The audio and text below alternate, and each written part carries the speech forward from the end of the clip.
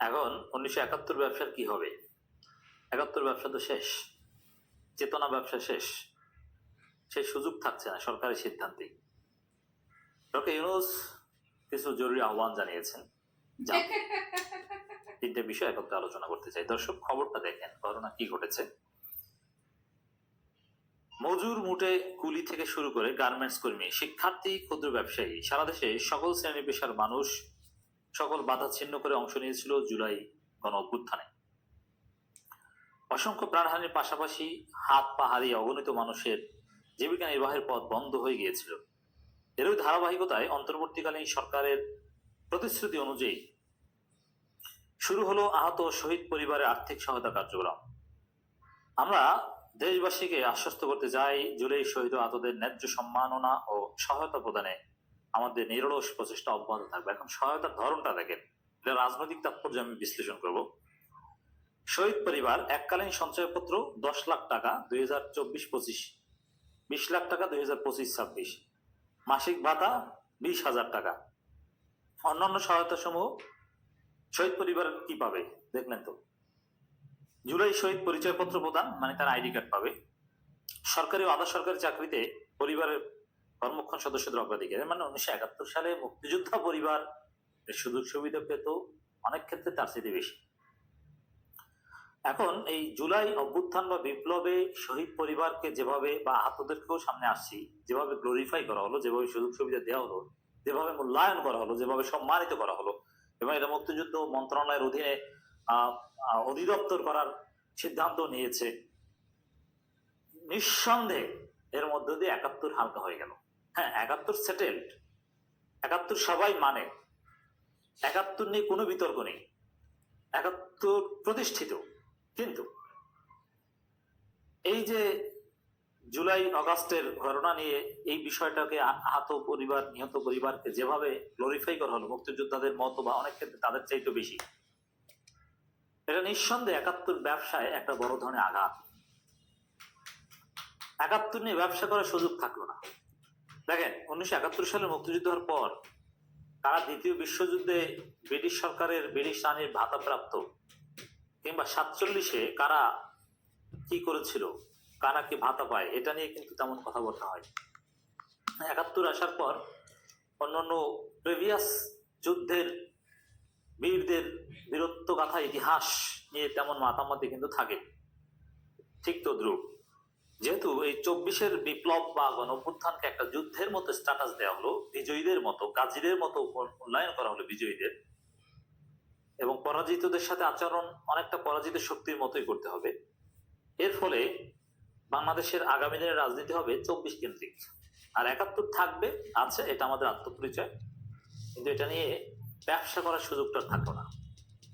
জামাত শিবিরের লোকজন অনেকে এই জুলাই শহীদ পরিবারের আইডি কার্ড পাবে, তারা অনেকে চাকরিতে কোটা পাবে, তারা এই মাসিক ভাতা পাবে, এককালীন সঞ্চয়পত্র পাবে, তারা এটা নিয়ে বুক ফুলিয়ে চলবে। ওই 71 প্রজন্ম তো এখানে তারা তো নাই, তারা তো বেশিরভাগই মারা গেছে, অল্প কিছু আছে, নাতিপুতির হিসাব নিকাশ তো আর থাকছে না। এর মানে 71 ব্যবসা শেষ ভাই, এটা আপনি নিশ্চিত ধরে নিতে পারেন। 71 ব্যবসা শেষ জামাত শিবিরে বাংলাদেশ।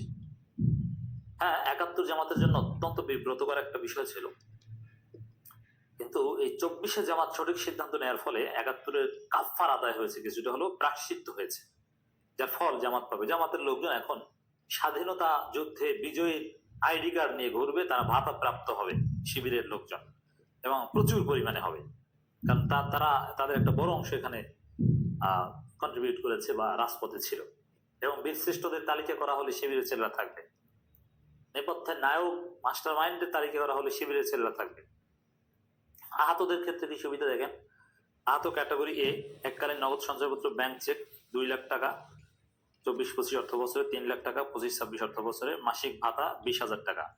অন্যান্য সহায়তা সমূহ জুলাই যোদ্ধা পরিচয়পত্র প্রদান। এর মানে 71 মুক্তিযুদ্ধকে রিপ্লেস হচ্ছে অনেকটা, এটা আপনি যাই বলেন না কেন। সরকারি, দেশি ও বিদেশি হাসপাতালে আজীবন চিকিৎসা সেবা, এটা কিন্তু মুক্তিযোদ্ধারা অনেক পরে এসে এটা পেয়েছিল, কিন্তু এই জুলাই যুদ্ধে আহতরা কিন্তু খুব অল্প সময়ের মধ্যে এটা পেল। কর্মসহায়ক প্রয়োজনীয় প্রশিক্ষণ, কর্মসংস্থান, চমৎকার, এক্সেলেন্ট, ধন্যবাদ জানাই সরকারকে। এটা আরো আগে করা উচিত ছিল। এর মধ্য দিয়ে রাজনীতিতে ভারতের যে সিন্ডিকেট, এতেও একটা আঘাত আনবে। কারণ ৭১কে কেন্দ্র করেই ভারত বাংলাদেশে প্রাসঙ্গিক থেকেছে। এখন ৭১ ব্যবসায় যেহেতু ধস নামছে, ভারত বাংলাদেশের রাজনীতি ভালো করতে পারবে না। তবে আবারও বলছি, ৭১ নিয়ে আমাদের কোনো আপত্তি নেই। ৭১ এদেশের সবাই মানে, ৭১ সেটেল, প্রতিষ্ঠিত। ৭১কে সবাই ধারণ করে যারা বাংলাদেশে থাকে। আহত ক্যাটাগরি বি, এককালীন নগদ ব্যাংক চেক ১ লাখ টাকা, ২০২৪-২৫ অর্থ করে ২ লাখ টাকা, ২৫-২৬ অর্থ করে মাসিক ভাতা ১৫,০০০ টাকা। জুলাই যুদ্ধ পরিচয় পত্র পাবে তারা। সরকারি, দেশীয়, বিদেশি হাসপাতালে আজীবন চিকিৎসা সেবা পাবে। কর্মসহায়ক, প্রয়োজনীয় প্রশিক্ষণ, কর্মসংস্থান পাবে। তবে এগুলো সঠিকভাবে ক্যাটাগরাইজ করা, কে কতটুকু আহত বা ইত্যাদি ইত্যাদি, এটা করতে হবে। এটা নিয়ে আবার যেন ওই মুক্তিযোদ্ধা তালিকা নিয়ে যেরকম অনিয়ম ব্যবসা চলেছে এরকম যেন না হয়। আশা করি হবে না, যেহেতু আলাদা অধিদপ্তর করা হবে, স্ক্রুটিনাইজ করা হবে, যথেষ্ট লেট হয়েছে। দর্শক, প্রফেসর ইউনূস জরুরি কিছু আহ্বান জানিয়েছেন আমাদের উদ্দেশ্যে। আমরা ডক্টর ইউনূসের উপর ট্রাস্ট রাখি এবং এই মুহূর্তে আমাদের জাতির রাহবার ডক্টর ইউনূস। ডক্টর ইউনূস যতদিন আছেন ভারত ততদিন নাই, ডক্টর ইউনূস যতদিন আছেন ততদিন আমরা স্বাধীন। ডক্টর ইউনূস আছে বলেই আমরা বাংলাদেশ নিয়ে গর্ব করতে পারি এবং ডক্টর ইউনূস বাংলাদেশকে একটা ভিত্তি দিয়ে যাবেন, যাতে তিনি না থাকলেও বাংলাদেশটা সত্যিকার অর্থে একটা স্বাধীন সার্বভৌম বাংলাদেশ হিসাবে বিশ্বের বুকে মাথা উঁচু করে দাঁড়াবে। এই জন্য তিনি যে আহ্বানগুলো জানান, এগুলো আমরা সবসময় রেসপেক্ট করতে চাই, অ্যাপ্রিসিয়েট করতে চাই। দেশে যেন সহিংসতা ও হানাহানি না হয় সেদিকে সজাগ দৃষ্টি রাখতে হবে মাননীয় প্রধান উপদেষ্টা। দেশে যেন কোনো সহিংসতা ও হানাহানি না হয় সেদিকে সজাগ দৃষ্টি রাখতে বলে জানিয়েছেন প্রধান উপদেষ্টা প্রফেসর ডক্টর মোহাম্মদ ইউনূস। তেজগাঁও প্রধান উপদেষ্টা কার্যালয়ে জুলাই শহীদ পরিবার ও আহতদের মধ্যে আর্থিক চেক, মানে এতক্ষণ যেটা বললাম, হস্তান্তর অনুষ্ঠানে একথা জানান। এই জন্য ডক্টর ইউনূস বাংলাদেশের ইতিহাস হয়ে থাকবেন। তিনি এই জুলাই আগস্টের এই বিপ্লবকে অনেকটা ৭১ মুক্তিযুদ্ধের আদলে রেসপেক্ট দিয়েছেন। হ্যাঁ, এই প্রজন্মের কাছে ৭১ যেহেতু বড় কিছু হওয়া উচিত, কারণ ৭১ আমরা শুনেছি, দেখিনি। আর জুলাই আগস্টে আমরা দেখেছি, অংশগ্রহণ করেছি। অতএব এটা আমাদের কাছে বড় হবে নিঃসন্দেহে। আর জুলাই আগস্টে যারা মাঠে ছিল না তাদের কাছে ৭১ বড় হবে, এটা তো বোঝাই যায়। অতএব যারা জুলাই আগস্টের চাইতে ৭১কে বেশি বড় হিসাবে দেখাতে চায়, হ্যাঁ, বাংলাদেশ একটা স্বাধীন ভূখণ্ড পেয়েছে, এদিক থেকে বড়, কিন্তু চেতনাবাজির দিক থেকে যদি বড় করে দেখাতে চান, বুঝতে হবে যে জুলাই আগস্টের তার দুর্বলতা ছিল বলে ওইটাকে বড় করে দেখাতে চান। প্রধান উপদেষ্টা জুলাই শহীদ পরিবার ও জুলাই যোদ্ধাদের উদ্দেশ্যে বলেন, দেশে যেন কোনো সহিংসত হানাহানি না হয় সেদিকে সজাগ দৃষ্টি রাখতে হবে। তিনি বলেন, সবসময় ভাবি যাদের কারণে, যাদের ত্যাগের বিনিময়ে দেশটা আমরা নতুন বাংলাদেশ বলা সাহস করছি, তাদের এই ত্যাগে কোনো নীতি দিয়ে মাপা যাবে না। অথচ বিএনপি এদের নিয়ে দলবাজি করেছে, তাদের দলীয় তালিকায় স্থান দিয়ে শহীদদেরকে ছোট করেছে। জামায়াত ইসলামী শহীদদের নিয়ে কোনো অপরাজনীতি করেনি। জুলাই গণঅভ্যুত্থানে আহত শহীদদের ইতিহাসের স্রষ্টা হিসেবে আখ্যায়িত করে তিনি বলেন, আপনার জীবন্ত ইতিহাস, মনের গভীর থেকে আপনাদের প্রতি কৃতজ্ঞতা। যে জাতি ইতিহাসকে স্মরণ রাখতে পারে না, সে জাতি জাতি হিসেবে গড়ে ওঠে না। এই স্বীকৃতি প্রদানের মাধ্যমে জাতির পক্ষ থেকে আমি আপনাদের প্রতি কৃতজ্ঞতা জানাচ্ছি। মানে যেভাবে এই জুলাই আগস্টে শহীদদের আহতদের মূল্যায়ন করছেন, এটা ৭১কে রিপ্লেস করবে ডেফিনেটলি। মানে ৭১-এর ব্যবসাকে খেয়ে দেবে।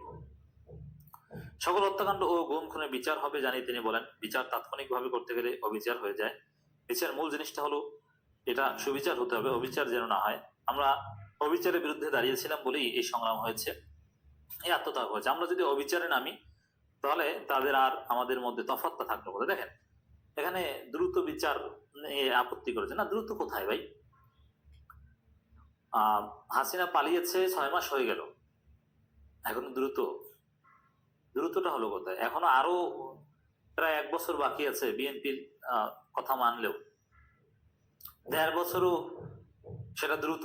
১.৫ বছরে তো কয়েক হাজার লোককে ফাঁসি দেওয়া যায় নিয়মতান্ত্রিক প্রক্রিয়ায়। অতএব মোটেও দ্রুত না, এই সময়ের মধ্যেই বিচার করা সম্ভব। দ্রুত বলে এড়িয়ে যাওয়ার কোনো কায়দা নেই।